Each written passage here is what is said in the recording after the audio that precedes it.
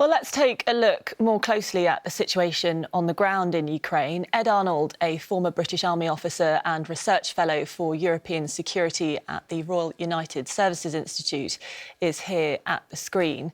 Ed, we've seen some absolutely horrific bombing and attacks in the town. What is the latest in the east?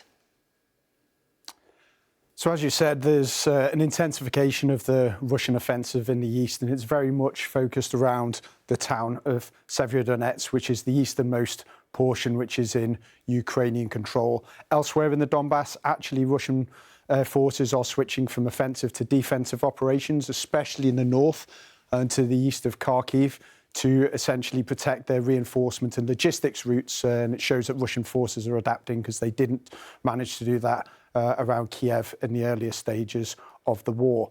In terms of the intensification around Severodonetsk, in the last couple of days, we've seen Russian forces break out west from Popasna and start to try and dominate the high ground to the west of that city, which puts them in a more advantageous position for an assault on Severodonetsk, and also targeting and destroying one bridge yesterday to the river to the west, which is a critical Ukrainian not only reinforcement route, but also withdrawal route. So now they have Severodonetsk on three sides, and we're expected to see the battle start from today.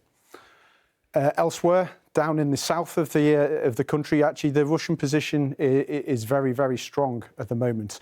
Now that they have taken Mariupol, they have control all the way from Russia in the east over to the west and Kherson, which is critically a land bridge to Crimea. Russia has stated that their objective is also to move from the west of Kherson all the way over to Transnistria on the Moldovan border.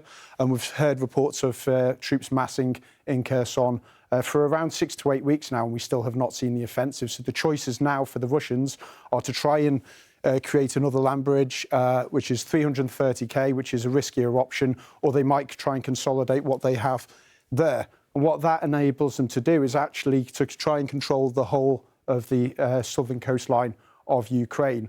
What the G7 are very much worried about at the moment is actually to the south of Odessa and the Black Sea.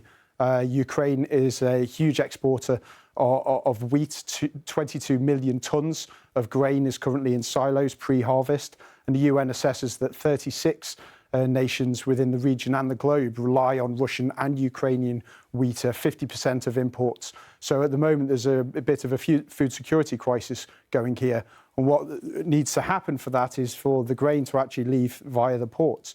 But for that, you need Russian cooperation.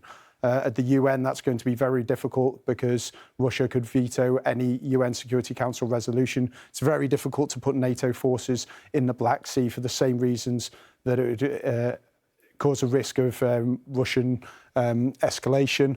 And at the moment, really focused in on making sure that those sea lines could potentially open. But of course, this is what Putin wants. He's trying to weaponize the food supply, and he's making sure that he has a negotiating position to get further concessions from Ukraine in the future.